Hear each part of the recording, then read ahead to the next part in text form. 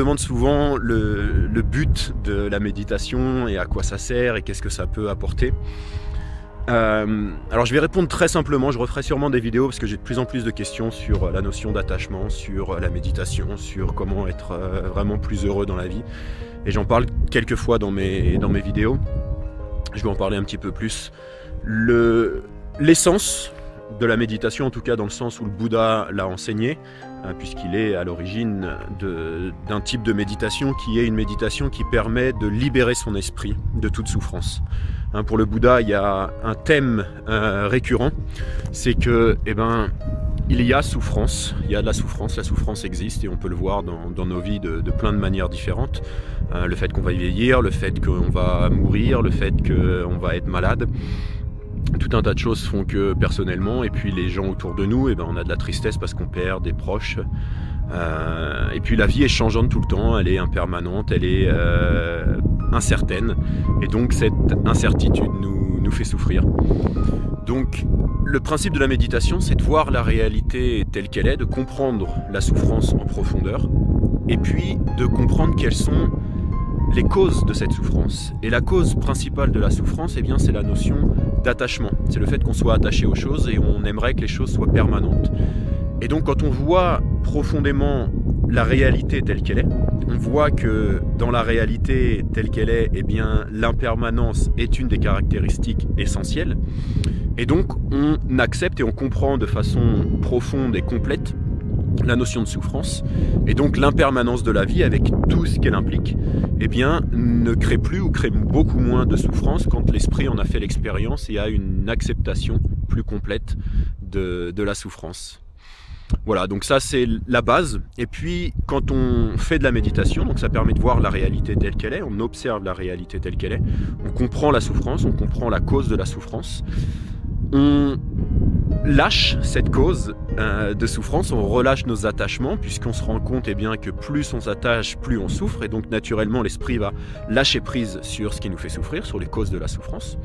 Et quand à un moment donné, en méditation profonde, on est dans cet état de lâcher prise, c'est pour ça que vous entendez toujours de lâcher prise, qu'on est dans l'instant présent, qu'on n'est plus dans nos pensées qui nous perturbent, de penser au passé, l'attachement qu'on a au passé ou au futur, comment seront les choses ou comment vont être les choses, ou la peur, la sécurité, etc.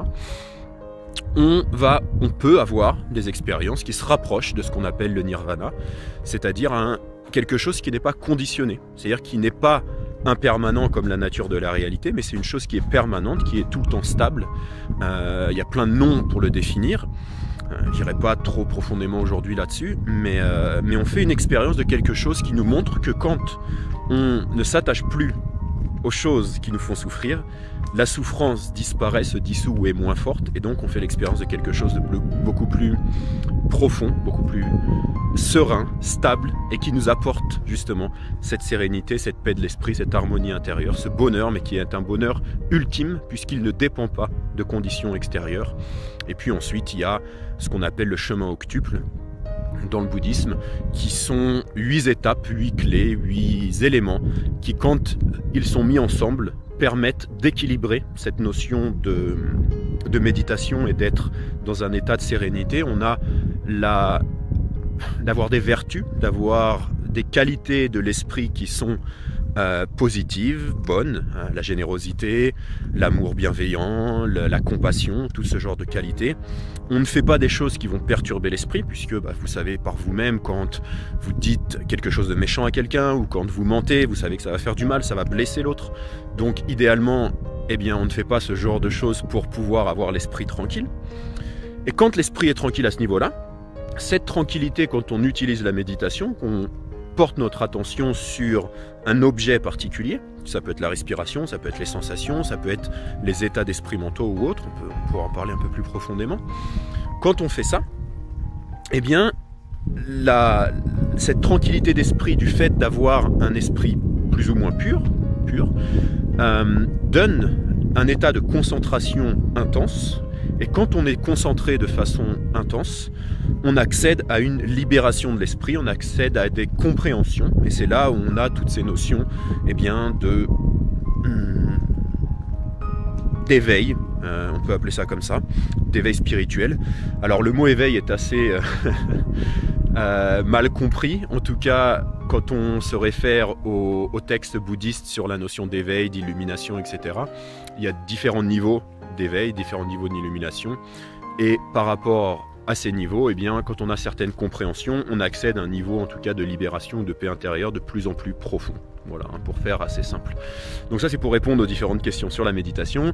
Et puis pour faire suite au début de cette vidéo, pourquoi est-ce que je passe une semaine, 10 jours en silence. Voilà. Alors je vous dis à très bientôt. Si vous avez des questions, n'hésitez pas à me contacter. Et puis pour ceux qui regardent cette vidéo par rapport au stage, eh ben, contactez Céline avec le lien ci-dessous. Et moi je vous répondrai d'ici une semaine, 10 jours, quand j'aurai passé un peu de temps en méditation profonde et en silence. Voilà. Je vous dis à très bientôt et soyez heureux.